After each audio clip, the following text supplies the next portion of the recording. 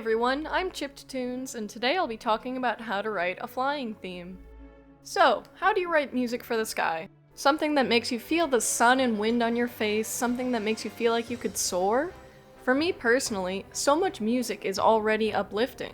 But there are a few key techniques that composers use to capture that specific feeling of flying through the air, and that's what we'll be talking about today, as well as how I applied those techniques to my original song, Silver Lining.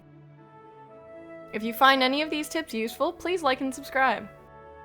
Alright, let's get into it. Now, when it comes to analyzing a specific composer, as you saw in my last how-to video, I flipped the pyramid of musical components. However, when it comes to writing a song from scratch, especially when you're analyzing a whole genre, I think it helps to shake the pyramid up a bit. For me, I try to pick out commonalities across a lot of different songs, and I start with the easiest thing to hear right off the bat. So, in the tried and tested, patent pending, Chipped Tunes fashion of writing music, it always makes sense to me to start with instrumentation and orchestration. If I asked you what kind of instruments make you think of soaring through the skies, I bet a lot of people would give me the same answer without even having to listen to any samples. There's something about a full string section, or blaring trumpets and horns, or lyrical flutes that make you feel lifted out of your chair in a way that, for example, a solo piano might not be able to do.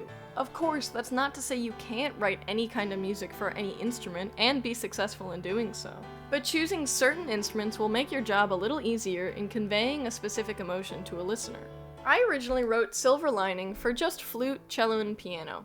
I imagined potentially doing this one as a chiptune, but the more I listened to music used in flying levels from various games, as well as movie soundtracks, the more I realized that the most effective scoring for this kind of music is full orchestra.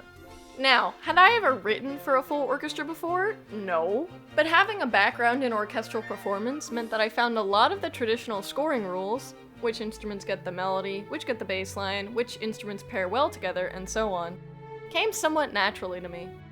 We've stumbled across the topic in this video that I could easily do another whole video on, so I'll leave it there for now. But if you're curious about more orchestral scoring techniques, I found a lot of Ryan Leach's videos very helpful. I'll link one or two in the description. As we move up through our pyramid, the next element I often look at when trying to analyze a particular style or genre of music is the rhythm. This is the best way to control the level of energy in your composition.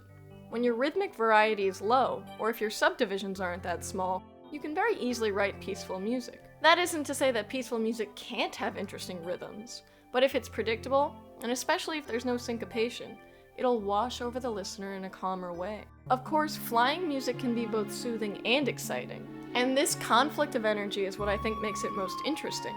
How do you propel the listener forward while giving them that sense of exhilaration that I think most people are looking for when they fly in games? I think a few techniques come into play here. First, a pulsing bass line, often syncopated.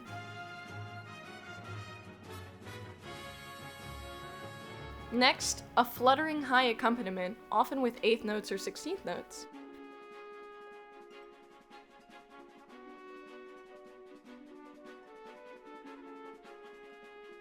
Lastly, a lyrical sustained melody, often in the middle register.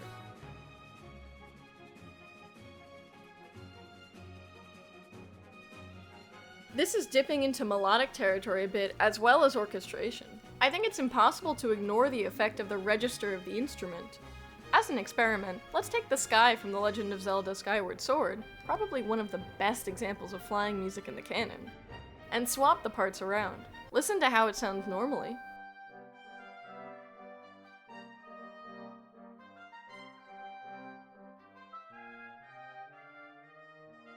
And now listen when we give the trumpets the driving 8th note bass line and the trombones the high trumpet melody.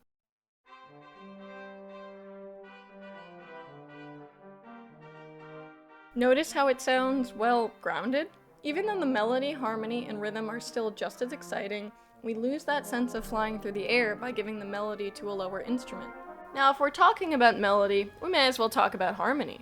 It's really easy for me to say, well, for a flying song, you need to write a soaring melody, but that's a bit tautological.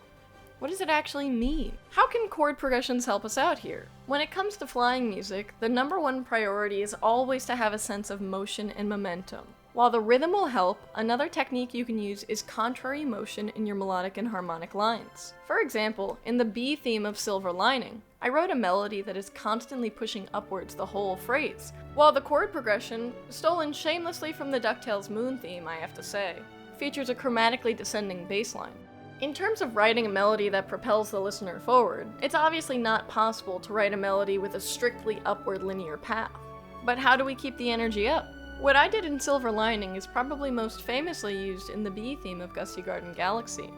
You can see we have a D over a very clear C major chord in the bass, which functions as a leading tone in the melody and falls almost inevitably into a C in the following beats. Then we have a D in the melody again, except over an E in the bass.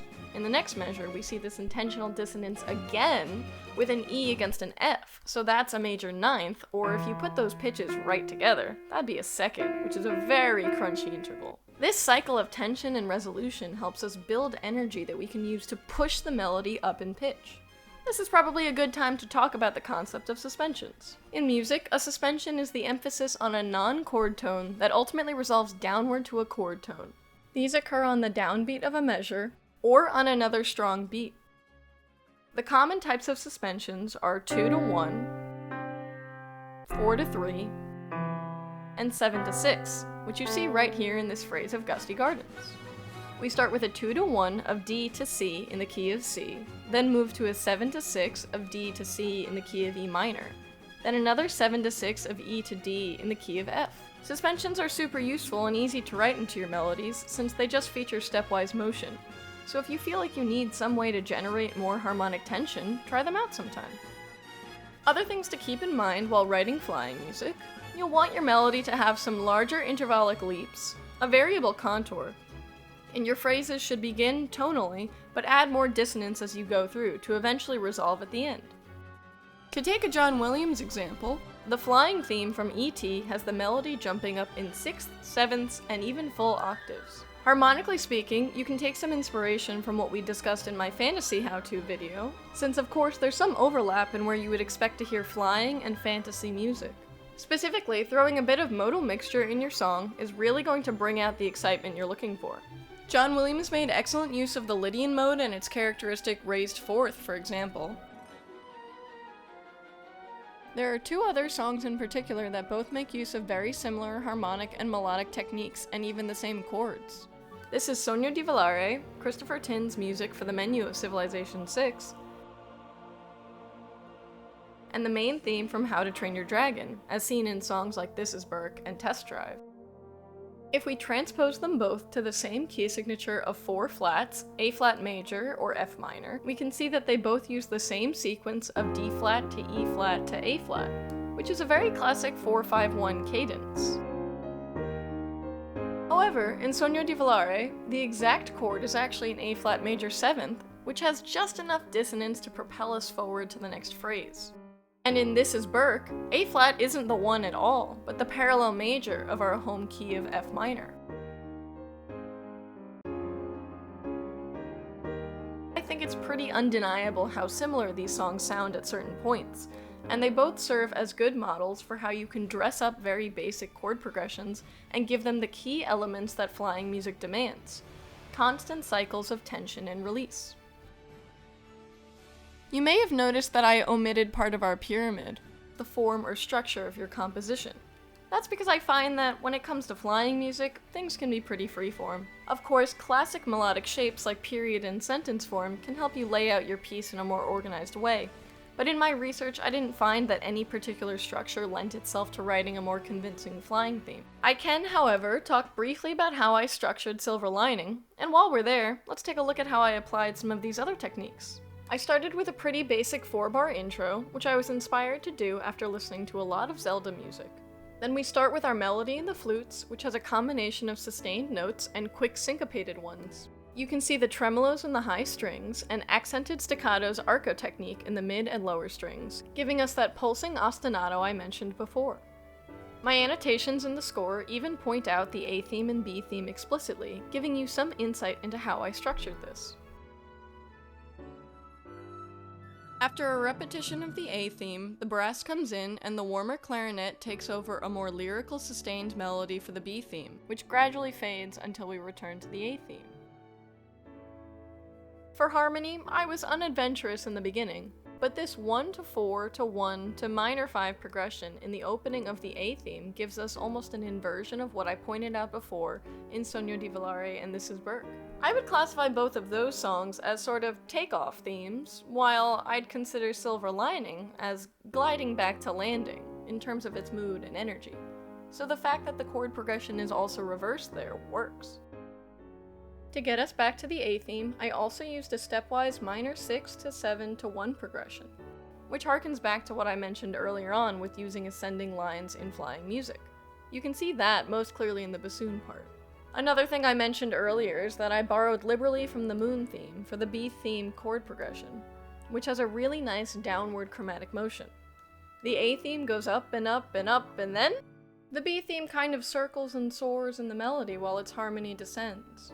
The key change here as we go into what I call the B prime section is, admittedly, my favorite part of the piece, and also doesn't make much sense harmonically. I knew what key I wanted the melody to be in here, and I worked the harmony to fit that transition. I think that's an important reminder. At the end of the day, all these rules and chords and numbers and symbols should ultimately be in service of your artistic vision, not the other way around. And there you have it. And that's how I went about writing a flying theme for my original song in March 2023. There's a lot more that went into this one, especially at the end with the interweaving melodies. I hope you listen to the full thing, and let me know what you think of it and if you have any more questions. As for this video, it's my first how-to in a while, but I had a ton of fun making it. If you learned anything or enjoyed this format, let me know in the comments, and hit those like and subscribe buttons. These videos are a ton of work, but I enjoy doing them, and I hope folks find them useful. Until next time, thanks for watching, and stay tuned!